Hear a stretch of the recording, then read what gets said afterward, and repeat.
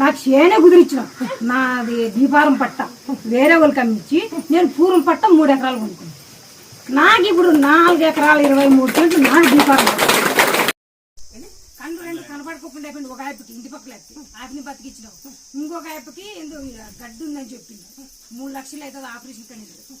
ఆయప operation చేయించుకోకుండా వీటికి వచ్చింటే నవరత్నాయలు జెండుకో పచ్చి కర్పూరం తిక్కోమన్నా తిక్కున్నాడు, మేలైపోయింది. తాగేది విడిచిపెట్టమన్నా తాగేది విడిచిపెడితే నీ లైఫ్ లో నీకు రాదు, నువ్వు బతికినంత వరకు నీ గడ్డ ఏంది రాదని చెప్పి